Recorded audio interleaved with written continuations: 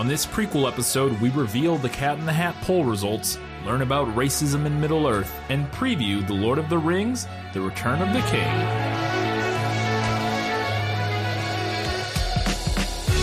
Oh, and welcome back to This Film Lit, the podcast where we talk about movies that are based on books. Sorry that this is a day late. We had some family in town, and we're a bit busy. We're getting ready to go out of town. A lot of things all going on at once, so we had to delay this a little bit. But it's longer. It's going to be a long prequel episode, a little longer than normal prequel episode. I got a lot of notes when I was doing my learning things segment. I got a little carried away, but I think we'll get there pretty quick, and I think maybe it'll be interesting. We'll see. But first, let's talk about the Cat in the Hat, the poll results. Katie, how did those go? So the poll results were largely as I expected. We didn't have too much of a turnout on Facebook. The book got 100% of the vote there. We didn't get any kind of commentary or anything. Things got a little more interesting on Twitter, where the book got about 79% of the vote, and the movie got 21%. How many votes did we have? I don't know. I would have to look at it. Like over 20? Around 20, like somewhere in that range. I'm using percentages because it sounds better. No, I know, but I just, with that as like kind of just a rough number of total votes, I was just wondering. But yeah, around 20 in that vicinity. Cool. Yeah. And we did get some commentary. April Atmansky, who's a friend of the show. From No Such Thing as a Bad Movie podcast. Commented early in the polling, there's no way the movie is getting any votes. And I think at that time it had no votes. Yeah, and at that time it had no votes. Only the book had votes. She was wrong. 20% wrong. And then another Twitter user, I should have put Aldaroshka, asked, why are you even putting it to a vote? As if that literal crime against everything good and pure could ever win. Maybe they were talking about the book. You never know. You never know, I guess. Yeah. Scarface chimed in as well. Scarface chimed in. As much as I praise the movie for its original take on the book shall always have a place in my heart. There you go. So I guess that means he voted for the book. He voted for the book? Sounds like it in general. Yeah, sounds like it. And then we had some comments from Nikki Needs an Adult podcast. And she said, that movie is great, you're all crazy. And I responded with a no. And she said she thought it was funny. So I guess there you go. I guess some people somewhere have to think that it's funny. Yeah, I mean, and there were moments, but they were few and far between for me. But humor is subjective, and if you really like Mike Myers' shtick, then this is right up your alley. I can see you being into it. So fair enough. But overwhelmingly, the book was the winner, as we sort of expected. That's it for our Twitter and Facebook, or for our social media poll results for the Cat in the Hat. Let's move on to our Learning Things segment, which is a somewhat mini version of Your Fave is Problematic, Race and Race and Racism in Middle-earth. No matter what anybody tells you, words and ideas can change the world. I did a little bit of a dive today. We had discussed it numerous times throughout the course of the episodes on Lord of the Rings for the first two. Yeah, we've touched on it here and there. And actually some of the things that I brought up in those episodes, I found discussed in other places. Most of the notes that I'm pulling here and I'm paraphrasing elements and pulling sort of the framework from a website called TolkienGateway.com. They have a section on race and racism in Tolkien's works, specifically Lord of the Rings, Silmarillion, all of the sort of Middle-earth canon. And so there's a lot to kind of discuss, and we're going to go through it and kind of see. They have this person or people, I don't know how this was written, if it was like a sort of a collective like Wikipedia style editing thing, or if somebody wrote this sort of whole compendium on it up, but it's presented in sort of like different sections about different arguments that racism for racism in the of elements and evidence of racism in the works versus sort of arguments against it, and we're gonna kind of go through all of it. But let's start with a little bit of a primer here at first. Since the very first publishing of Lord of the Rings, fans and critics alike have been discussing and debating that the way Tolkien handles race and racial imagery in Middle-earth. In the J.R.R. Tolkien Encyclopedia, author Christine Chisholm distinguishes the accusations of racism into 3 categories in relation to Tolkien's work. 1, intentional racism, that he was intentionally just a racist and putting racist stuff into his book. 2, he had an unconscious Eurocentric bias, which probably spoilers where I think I'm going to kind of land on the argument here when we get to the end. Or 3, an evolution from his latent racism in Tolkien's early work to a conscious rejection of racist tendencies in his later work. And this is sort of a number 2 combined with a sort of rosier, like, but he got better type of thing. So, we'll just kind of, so those are 3 of the categories that kind of people come at it in general, according to Christine Chisholm. We've mentioned before that in the foreword to the revised edition of Lord of the Rings, I brought this up in the prequel or in the Fellowship of the Ring episode, that Tolkien cautions against viewing his story as an allegory, claims to despise allegory himself. I mentioned it at the time, but I've always found this defense like completely unsatisfactory at best and dishonest at worst. And I can't read his intention. I don't know Tolkien's intention, but to me, it feels a little bit dishonest. I find it super hard to believe that Tolkien could truly write that and believe that his deeply political story about ancient bloodlines, peaceful agrarian societies, warring demigods, and the great struggle between good and evil and light and dark is something void of allegorical implications. To me, that's kind of stunning to like make that argument. You know what I mean? Yeah. Just seems... It is, but at the same time, it doesn't surprise me coming from an academic. Sure. Okay. To me, it just... Like, it doesn't surprise me that he would say that. To me, that's what makes it feel dishonest. He seems smart enough to be like... And now he can argue this wasn't my intent. But to then insist that there are no allegorical... This isn't an allegorical thing. It's like, you may not have meant it that way, man. But, like, read it? Like, it just seems strange to me. But anyways... So let's get in and discuss some of the specific places that Tolkien's writing has some pretty problematic racial implications. And again, some of this we've touched on at times in there's earlier episodes, but we're going to go a little bit more here in depth. We'll start with orcs. Orcs are the main opposing military force throughout the series. And who fights the orcs? The mostly white free people of Middle-earth.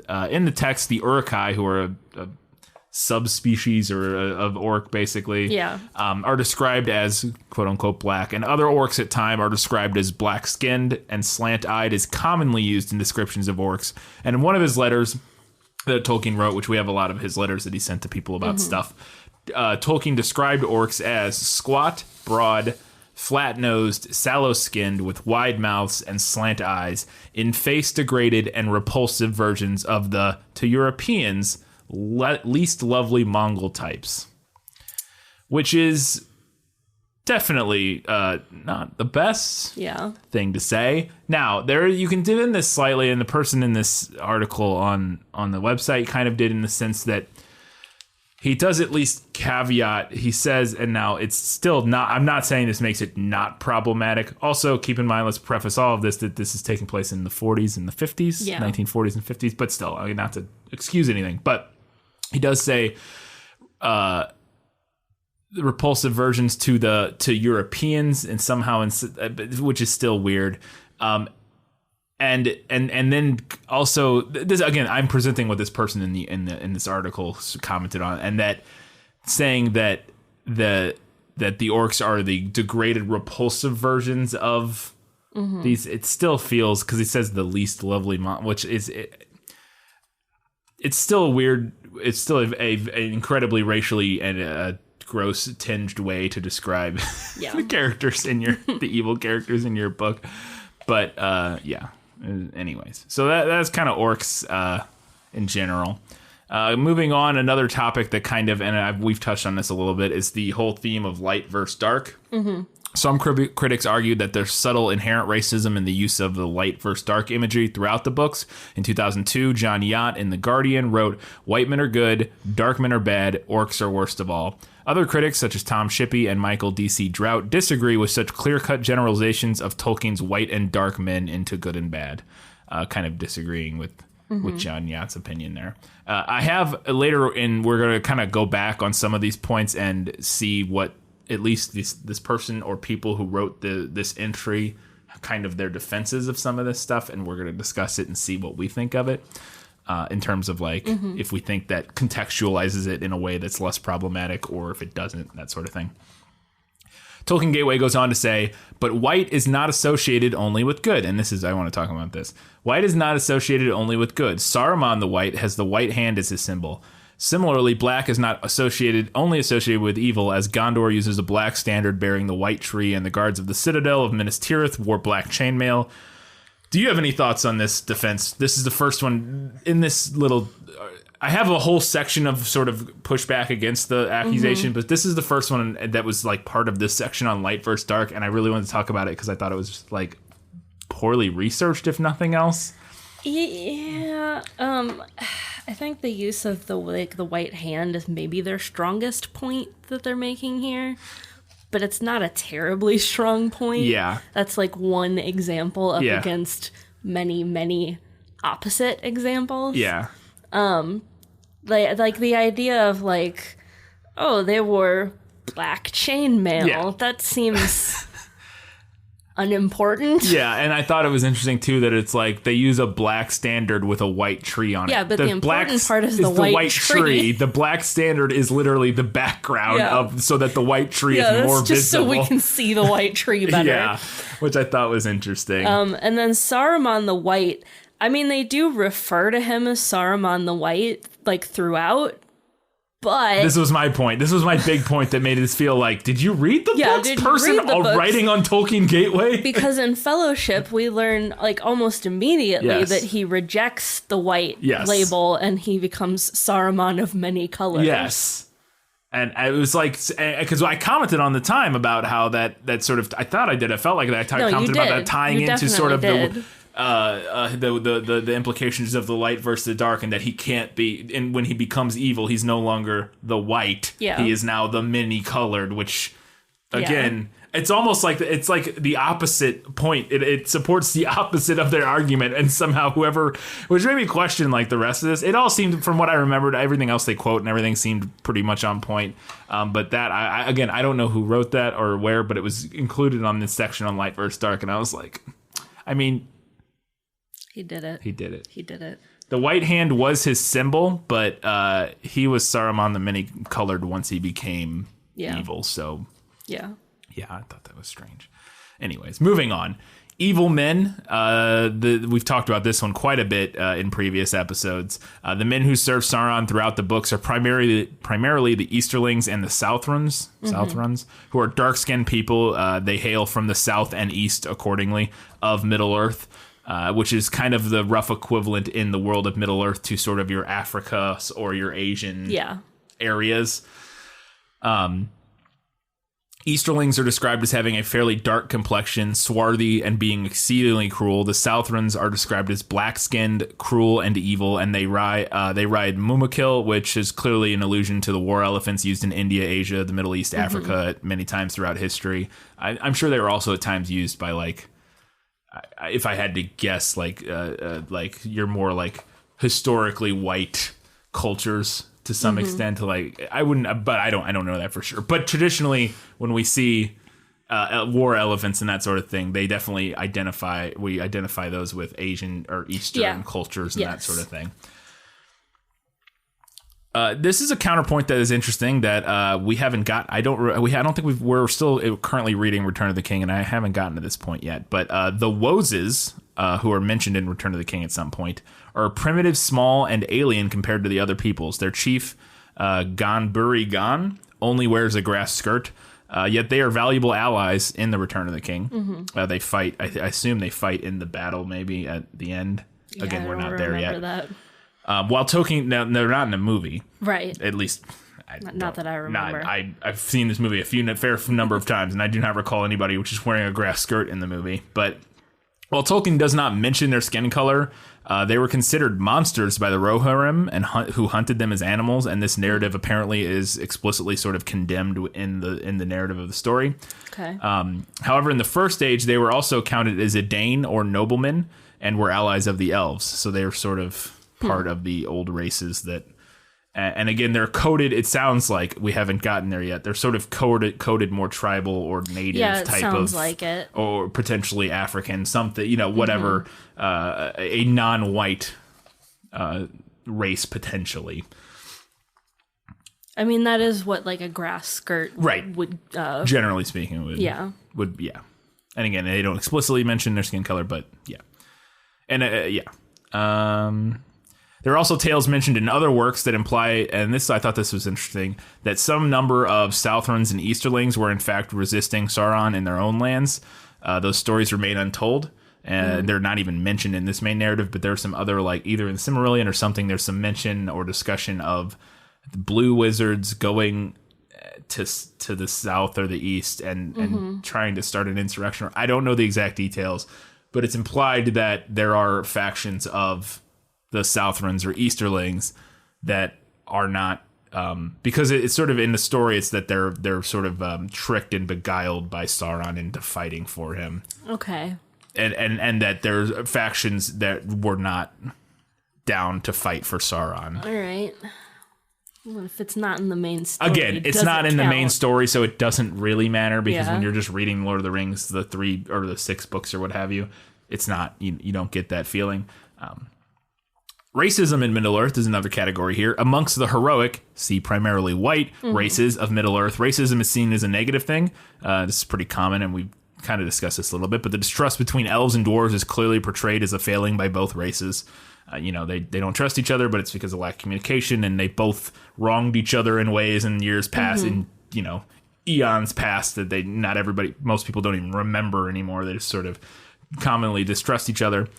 And I mentioned during the Fellowship of the Ring that there's the distrust between the different groups of hobbits, and how the Breelanders don't trust or the Buckland hobbits don't trust the Shire hobbits, and the Shire hobbits think that the Buckland hobbits are weird, and they both think each other are weird or queer. And it's very clearly remarked. Tolkien's very clearly making the point that the fact that they see each other as these different and distrust each other is silly. That they're sort of bigoted against each other in a way is a silly thing. Yeah. But again, they're all just white hobbits, right? Yeah, so. they're all coded white, which to me almost it makes it more like a commentary on like nationality. I know. Why did the British and the French hate each other? That's silly. There are some hobbits mentioned at one point that are, and I can't remember who. There's some hobbits that are slightly darker skinned, but I think that you could argue that's maybe tended to be coded more of like an Italian. They're like a swarthy or like. I'm not a Tolkien scholar, but that's kind of what it read like to me, because there was a discussion of some hobbits having like darker skin than others, and some of them being fairer or whatever. But yeah, again, they're all coded as white. So, but. Again, he does see that with the elves and the dwarves and all that, they're kind of racism is bad, quote unquote. Yeah, but I think it's a simple reading of it. But yeah. The dwarves as Jews is the next category. Tolkien himself compared dwarves to Jews. The dwarves, of course, are quite obvious. This is a quote from his letter. Are quite obviously, wouldn't you say that in many ways, they remind you of the Jews. Their words are Semitic, obviously constructed to be Semitic. And his argument, and what he's kind of alluding to there, is the way he constructed the language for the dwarves, obviously specifically, but also the fact that they're like a misplaced, because they were this powerful group that lived under in the mountains, but their home has been taken from them, and now they're wanderers, and sort of implying more of a narrative similarity than maybe, but we'll go on from there. Throughout the books, Tolkien paints a mostly positive picture of the dwarves. Gimli, of course, is brave and honorable. And then obviously in The Hobbit, all of the dwarves are, some manner of brave and honorable. And they all have their little different quirks and that sort of thing. And it is stated in one of the appendices to The Lord of the Rings that few dwarves ever served the enemy willingly. contrary to the tales of men. The men apparently lied about them and said that they were working for Sauron, but apparently most of them weren't. Sounds like something men would say. And elsewhere, Tolkien made explicit positive statements about the Jewish people. I don't have any of the quotes in here, but if you want to go and look at the letters and on Tolkien Gateway, you can see some different letters he sent. One of them that I thought was rather interesting was a German publisher during the 40s or 50s came to him about doing a German translation. And they asked him if he was Aryan, and he sent back a very scathing letter about how, about how he doesn't buy into that race baiting nonsense or something like that, and essentially saying like if only I was Jewish. Or it's a little silly, but like he calls him out and it's like fuck you. Go Tolkien. Yeah. But on a counterpoint, one of the weaknesses of the dwarves was their greed for gold and their other riches, which is amplified by the Seven Rings. Some see this as a connection between this and the stereotype of the Jewish usurer. Is that how you pronounce that? Moneylender, whatever. Yeah. I believe is what usurer. I think so. And it's also possible to draw a connection between the dwarves and they are all bearded almost to a dwarf and the beards of sort of Orthodox Jews and that sort of thing. So it's an interesting, but again, he in his writing and at least throughout times he seemed very much not anti-Semitic. It's just definitely, but again, and we'll get to sort of what I think of everything that's going on here is that he's kind of like the 1940s version of J.K. Rowling, but like maybe slightly less progressive in terms of like, or at least attempting to, you know what I mean? Of like, it's not, we'll get there. We'll get there. This is a section in this article that's basically in defense of Tolkien. I want to briefly go through some of these and just discuss it because I thought it was kind of interesting. So the first point is that the symbolism of light as good and dark as evil is a prehistoric dichotomy present in many cultures, Western and otherwise. It's also part of Christianity. I'm the light of the world. Whoever meets me will never walk in darkness, blah, blah, blah. Variations such as the Manichaeist heresy and further the ancient religions of Persia, Zoroastrianism, basically saying that it's not like Tolkien invented this idea of light versus dark. Valid point. He definitely didn't invent that. That's pulling from symbolism that goes back to before we had any kind of written story. To me, it's definitely one of those things where this is one of the points where I agree with that, and I think it's definitely one of those things you can go, I don't necessarily fault. It makes perfect sense to use that symbolism in that time period. Exactly.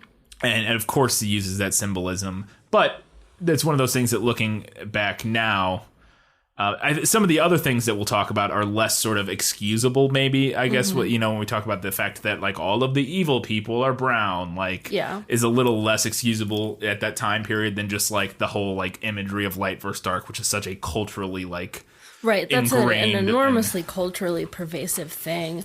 And I don't know if I can fault him for pulling from that in the 1940s and 50s to write his. I think if he were writing it now, it would probably be more interesting and more progressive to subvert that in some way.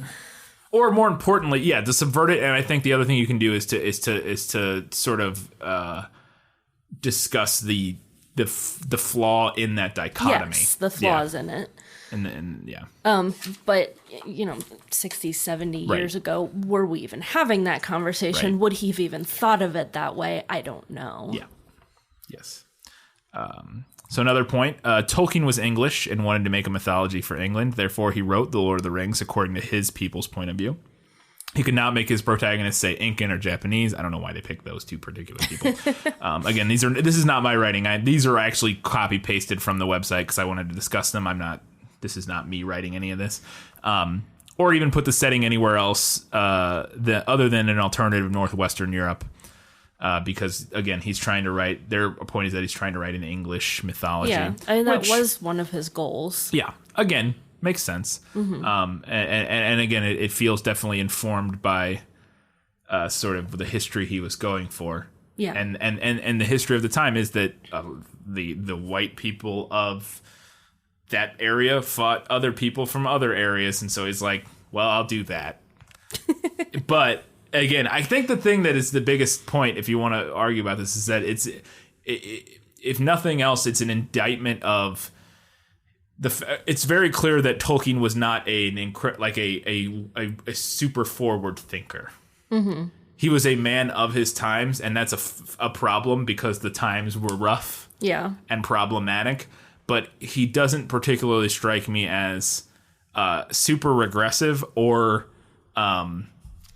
he clearly was not like some great forward-thinking liberal bastion of progressivism. You know what I mean, in his writing. Whereas there are other authors that you can see elements of exceeding the morals of their time. Yeah. I didn't think up any examples off the top of my head, but there are plenty of them who are discussing topics in ways that greatly sort of outstretch whatever their contemporaries are writing about. And I don't think Tolkien was, in regards to race. I don't think he was like super duper progressive on that front. But I mean, we could maybe give him like the "you're not as bad as you could have been" award. We'll get to my end. We'll get to my sort of my final take on this at the end here, and that's kind of where I come down. If you want to kind of go through this, if you go search like Google Tolkien Gateway and then like racism or something like that, you'll find this page, and you can see that I copy pasted parts of it and changed parts of it, and but this is all from that part. Not only, so this is another point they make, not only the East and South are associated with evil, and neither were they always so. In the First Age, which again, none of this is in, elements of the stories may be interspersed throughout the three main books. Mm-hmm. But in the First Age, evil men came from the north, or evil came from the north, when Morgoth based himself in Angband. I don't know what that is. This is probably in the Silmarillion. Probably. Also, men and elves first awoke in the East, so they came from the East, but they are, part of the noble, heroic races now. And Boromir is introduced as a man of the South without qualification, which he's from the South in the sense that he's from Gondor. Again, this feels like, I think they I assume they mean at the Council of Elrond, and that's because they're way farther north. Right, in relation to where they are. Yeah, he's definitely he's a man from of the South because Minas Tirith is like way further south than Rivendell, but I don't know. And Aragorn's from the north, so like, okay, sure. This is an interesting point. We talked about this. In the War of the Ring, the human enemies, the Southrons and the the Easterlings, are not truly evil, since they are described as deceived, enslaved, or exploited. Sam sees a dead warrior of Harad and wonders if he was truly evil, or rather deceived or coerced to go to war. Sam doesn't wonder that. Did they read this book? Did they read this book? Because that was Faramir. This one, again, this feels like a sort of weird defense. Tolkien first describes the Haradrim in The Lord of the Rings as tall, dark, and looking fierce and nasty, according to Gollum, with long black hair, painted faces, gold earrings, and ornaments. Later, a warrior of Harad falls at Sam's feet, and this is the one where Faramir's there, has black plates of hair braided with gold. Notably, according to the person writing this, the author does not describe them as black, nor their hair as kinky, nor give them any other typical sub-Saharan African features. That's going to be a yikes for me. Yeah. That's a really weird defense to make. Yeah. These people very clearly coded. Very clearly coded as like African or Middle Eastern. Somewhere in that general area part of the world. But then we've got, he didn't say their hair was kinky, so are they really, are they actually African? And thus, does he really think that? That's a weird... That's a weird, weak defense of Tolkien.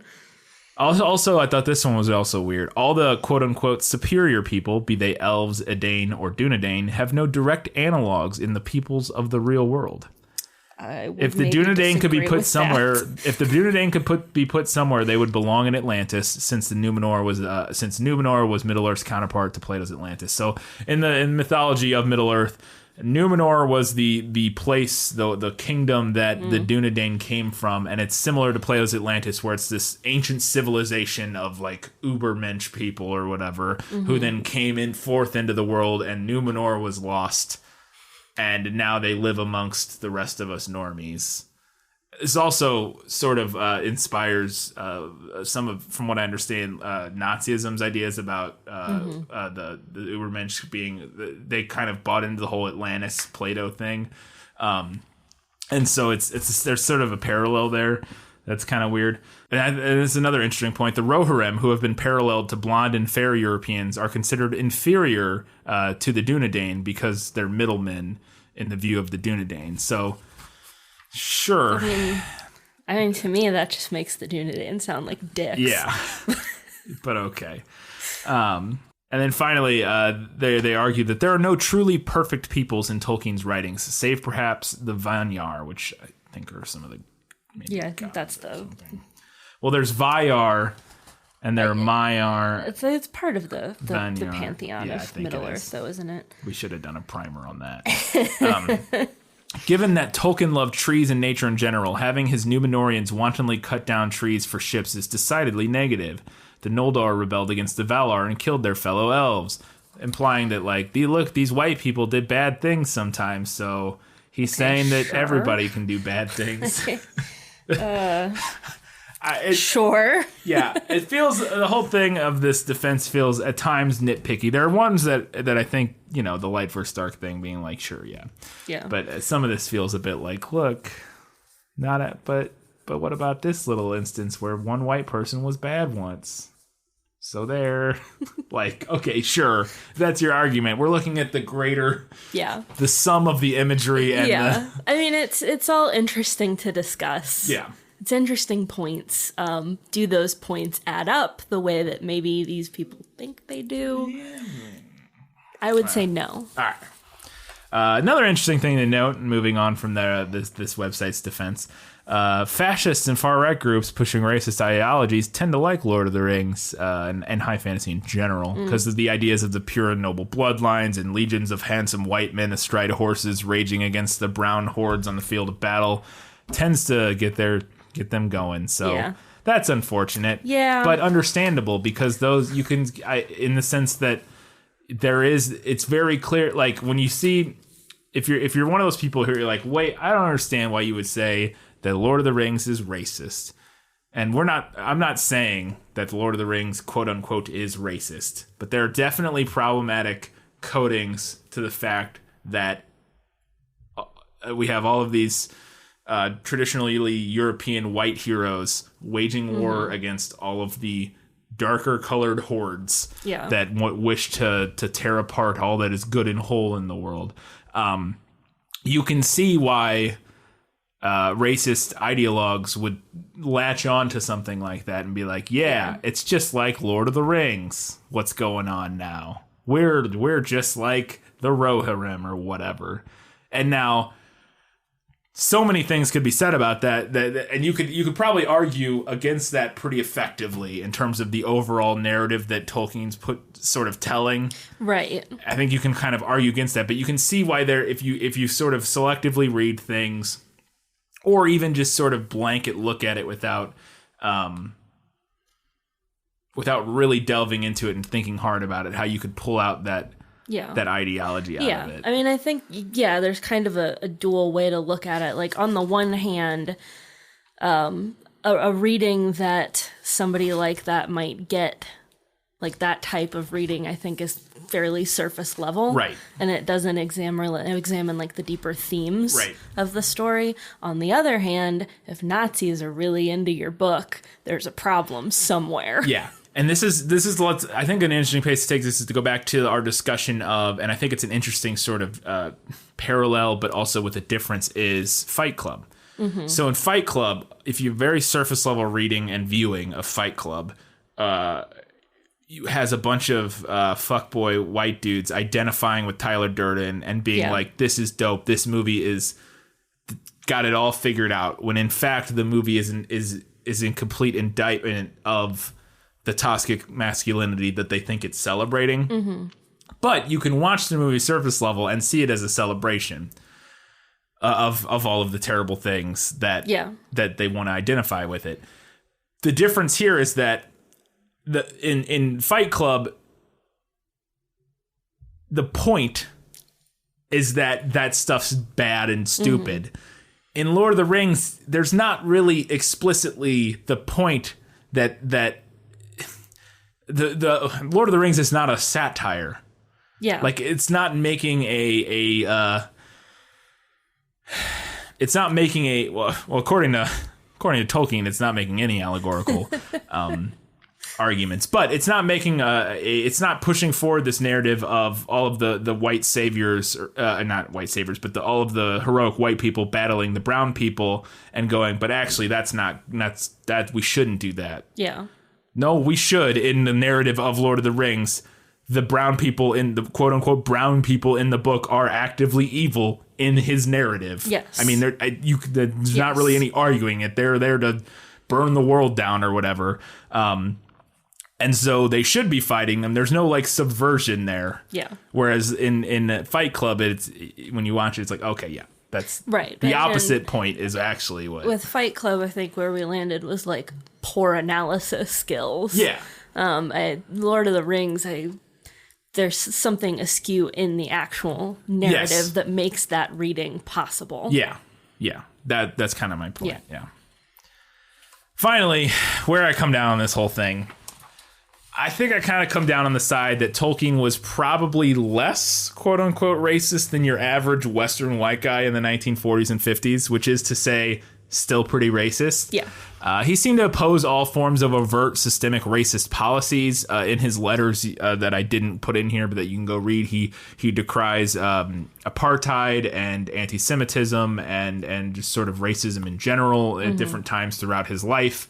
Again, they're just words in a letter. Who knows what his personal actual, but he's in his writings. There's times where he definitely was against sort of overt, obvious forms of systemic racism. Right. But you can't deny that the coding of race in his primary work, The Lord of the Rings, is definitely problematic.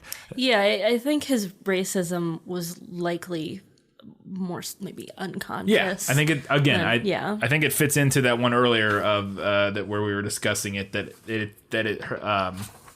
it's the category of unconscious Eurocentric bias. Yeah. He's just an unwoke white guy. Like that's all it kind of was.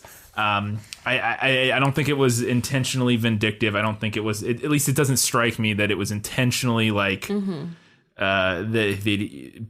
this doesn't strike me that it was intentional, but that doesn't excuse it and mean that it's like fine and that we should just be like, yeah, it's not racist. What are you talking about? Yeah, I think probably definitely like a lack of awareness on his part of like the harm that he could cause. Yeah. But lack of intention to cause harm does not excuse harm done. So no. I think the discussion of the imagery and the choices he made throughout the series is worth having, especially for current writers who are venturing into the fantasy genre. Absolutely. Look at what Tolkien did, good and bad. Learn from it and use it to write better, more inclusive fiction. Yeah.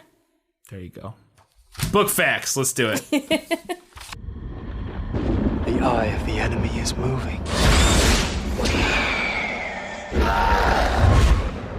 The end has come.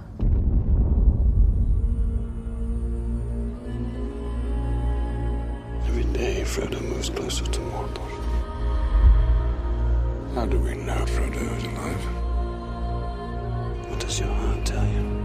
All right, I have a couple of book facts, just a little handful here. This is the third and final volume of The Lord of the Rings. It was originally published in 1955. And The Return of the King is usually published with the 6 appendices that cover the wider history and languages of Middle-earth. Yes. Which includes the tale of Aragorn and Arwen, which I read and cried, by the way. How long is it? It's pretty short. Yeah. It's like a short story.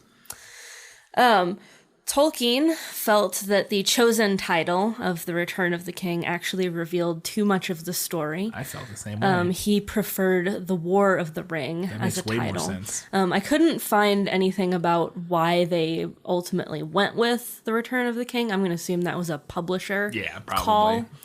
If anybody knows, I would love to hear about that. It was pretty well received, like all of them were. In a review for the New York Times, W.H. Auden praised The Return of the King, and he said that he found the whole novel to be a masterpiece of the genre, which is unsurprising considering that he kind of invented the genre. Yeah. And critic Anthony Boucher. Boucher. I think we've had him before. Yeah, and it sounds had familiar. a similar debate on how to pronounce the name. But he also praised the volume as a masterly narration of tremendous and terrible climactic events. Although he also noted that Tolkien's prose, back to the prose, seems sometimes to be protracted for its own sake. This guy's always had a little bit of a bone to pick with Tolkien. I also wanted to mention, I don't think you have, do you have any notes about this? No. The Return of the King 1979 animated feature that was made for television by Rankin Bass and Topcraft, which is often credited as the unofficial sequel to Ralph Bakshi's 1978 animated film, The Lord of the Rings, which is based on the first 2 volumes of the book. I need to watch these sometimes. I've never watched them. I know my dad really dug Ralph Bakshi and his art and that sort of stuff, and I always wanted to watch the first one, and I just never have gotten around to it. I think I have seen the animated The Lord of the Rings. I don't think I've seen the Return of the King animated edition. And this is, my last note is about the Lord of the Rings novel in general, not just Return of the King. It is one of the most best-selling novels of all time. It's sold a combined total of 150 million copies, probably more than that by now. I don't know how old that statistic is. Been translated into over 50 languages. So that's pretty cool. Yeah. That's it for the book facts for The Return of the King. Let's discuss Lord of the Rings, The Return of the Kings, the film. Whatever happens, stay with me. This day, we fight!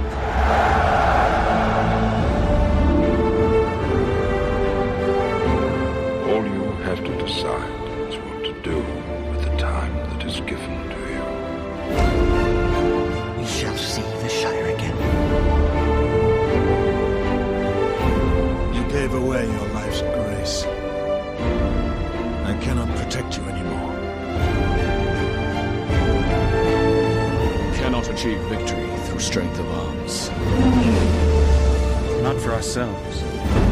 But we can give Frodo a chance.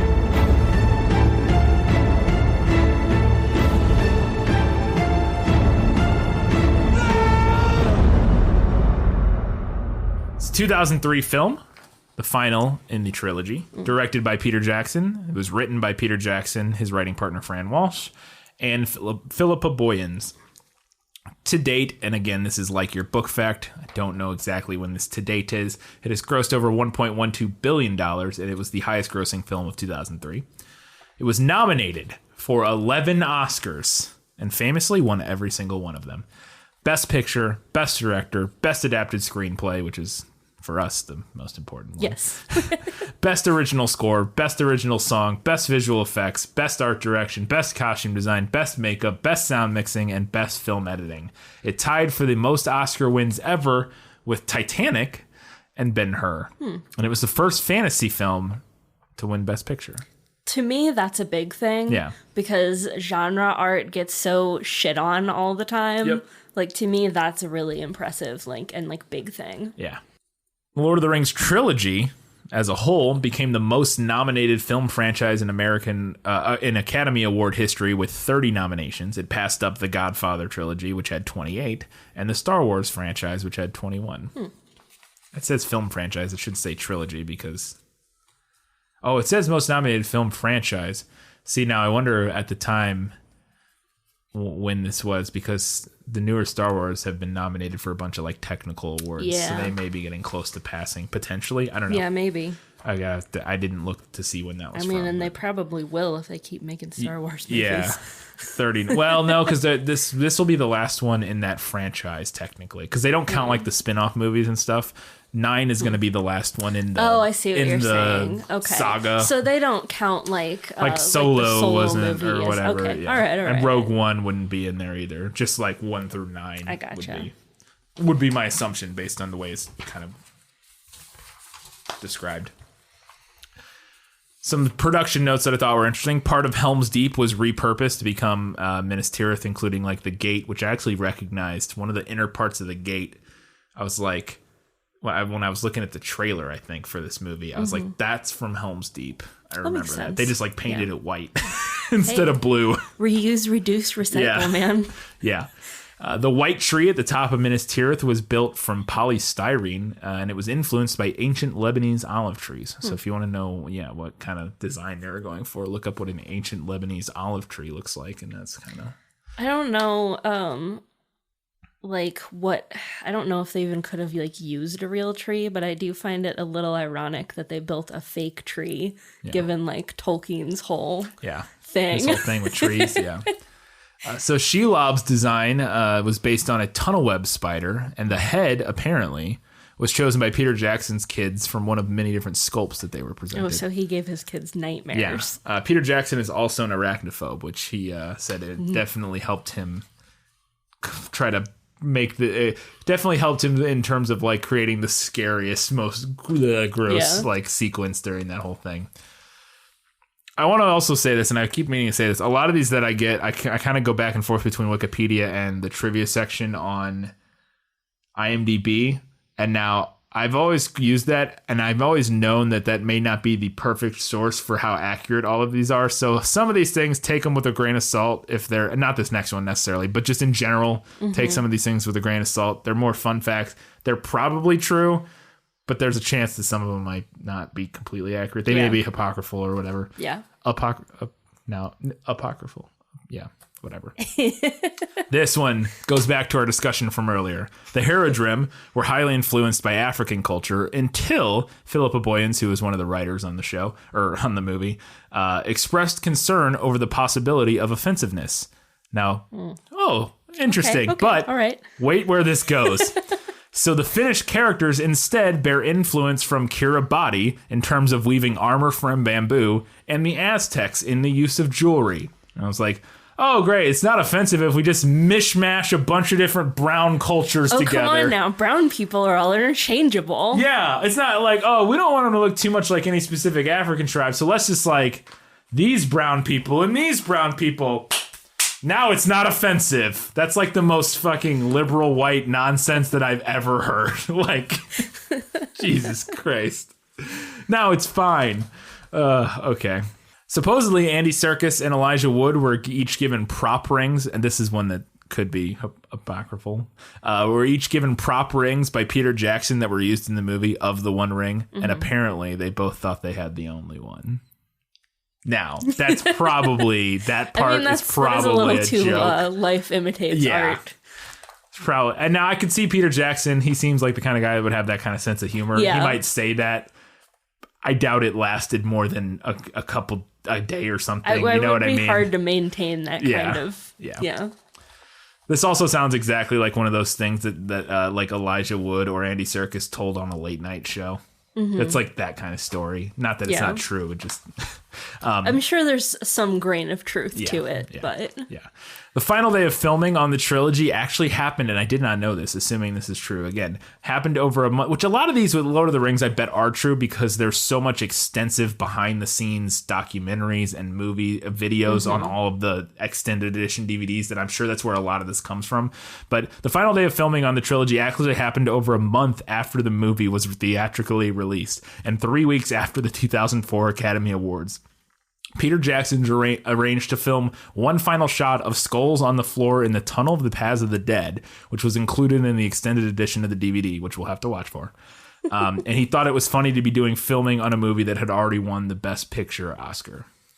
I believe that. So if we got to look for a shot of skulls on the floor in the Tunnel of the Paths of the Dead. There it is. And be like, that was filmed months after a month after the movie was done and came out. I gotta imagine the crew for that was like, why are we here? Why are we doing this? Yeah.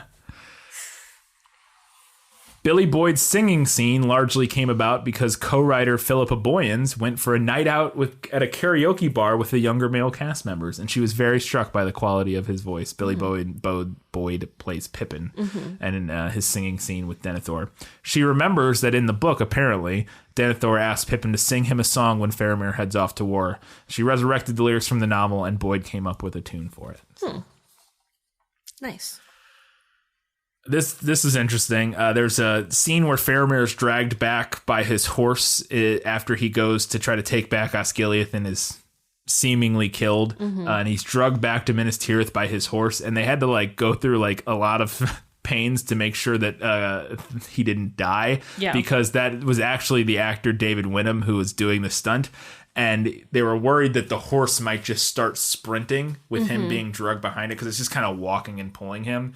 And so they had a thing where they had a release mechanism in his hand that if the horse started to run, he could pull it and it would detach him from the horse so that it didn't drag and bounce him around and beat him to death behind the horse sprinting around, which I thought was interesting. They didn't end up needing it though, which is good. That's the horse good, was welcome. The horse was well behaved. A good boy. Yes. With the scene where Frodo gets stingered by Shelob, Elijah Wood hid 2 Alka-Seltzers under his tongue, and then he chews them up in that moment, and that's why it when he gets stabbed, and the foams at the mouth, and it comes out. Those were Alka-Seltzers, apparently. According to a magazine article, Peter Jackson hated the Army of the Dead. He thought it was too unbelievable. He kept it in the script purely for the book nerds because he didn't want to disappoint diehard fans of the book. I have to say that much like we talked about in Fellowship, the Watcher on the water, the giant kraken that just comes out. It feels like a movie. It does. If I just saw the movies and you asked me, what do you think the movies added that wasn't in the books? I'd be like, probably the Ghost Army. The Ghost Army that Aragorn summons from the mountain and it comes and just wipes everything out. Now, I don't know how exactly it plays out in the book. We haven't gotten there yet. But it is where I'm at already. They've talked to him numerous times about, hey, he just decided where I'm at in the book that he's going to go to Dunharrow and go through that pass. So, I thought that was interesting that apparently that's in the book. And Peter Jackson was dumb. The live-action Rohan army, this is really funny, was made up of several hundred New Zealander extras. They all responded to an open casting call for people who could ride a horse. Many of them were women who had to perform as male riders because the only woman in the Rohirrim assault is Éowyn. So they had a lot of women in that are extras. They had to dress up. So it was kind of there was a bunch of Éowyn's out there. Yeah. Because that's she disguises herself as a man. Yeah. It's fair. This is fantastic, and I did not know this. I've known of Figwit. We're going to discuss Figwit. We have not discussed Figwit somehow. I know of Figwit. How have we not discussed Figwit to this point? So Brett McKenzie had a silent cameo as an elf in Lord of the Rings: The Fellowship of the Ring. He's in that's walking down the path, and they see the elves walking down the path to the Grey Havens or whatever. He's one of those elves. And he was very attractive, and he was immediately noticed by female fans, and they dubbed him Figwit, which stands for Frodo is great. Who is that? ? Interrobang. Who is that? And that's Figwit. His celebrity on the internet was such that director Peter Jackson, who has informally accepted the use of the name, brought Brett McKenzie back to be in Return of the King as Arwen's escort and actually gave him 2 scripted lines of dialogue. So he's back in this movie. I didn't remember that. I didn't know about this when I was watching these movies a million times. I'd never stumbled across this on the internet or whatever. And so I found out about Figwit many years later. The thing that's really interesting to me is that Brett McKenzie is... it's funny because he has a cameo because he's a pretty successful musician and actor himself and comedian. He's half of the Flight of the Conchords music group who had their own TV show in New Zealand. And they're like a comedy music duo. And they're pretty famous. They've had some pretty popular YouTube videos that have blown up years ago and that sort of thing. But he's half of them. And I thought it was interesting that he's also Figwit. Finally, this movie is originally going to end with a voiceover epilogue by Galadriel, detailing the fate of the Fellowship after the events of the movie. They shot scenes showing Gimli and Legolas kind of after the fact, but they ended up not using any of that in the finished version of the film, which I think was probably a good decision. Yeah. I don't think we needed a Breakfast Club close, where are they now type of, ending for Lord of the Rings. I think the sailing to the Grey Havens, or no, now I don't even know which one's the actual ending in the movie. I think it's Sam. Yeah, I think you're right. Sam, I think it's going Sam back with to his the Shire family. with Rosie. With Rosie and the kids. babies, I think is the Maybe. final moment. I couldn't tell you. I can't remember. It's either that or it's when they sail to the Grey Havens, but I don't think it's the Grey Havens. No, I think it's Sam. I think it's Sam because he is the hero of the story. Yeah. So I think that is it. Anyways, that was it for the prequel episode. Sorry it was a day late, but we appreciate you staying with us while we dealt with all the stuff we got going on. Yeah. We also should say the main episode. The main episode, we are planning on putting that out a day late. Yes. On next Wednesday. And it may even be 2 days late. Probably not. It should be out next Wednesday. So a week from when you're listening to this, most of you. But yeah, Wednesday, maybe Thursday. We're going out of town for 4 days. We've got a long drive there Yeah. and a long drive back, so we're going to listen to the audiobook. And then we're going to watch the movie when we get back. And then we got to coordinate with your sister to set up and get the... so we can have our... We didn't ever settle on a title. She's not our muggle, but our Middle-earth muggle. So yeah, so that there's a lot of stuff going on. So, but it will be out next week. I can promise you that. Sometime next week, the Return of the King final episode will be out. So we would appreciate it if you would bear with us until we get that done. Until that time, guys, gals, non-binary, and everybody else, Keep reading books. keep watching movies. And keep being awesome.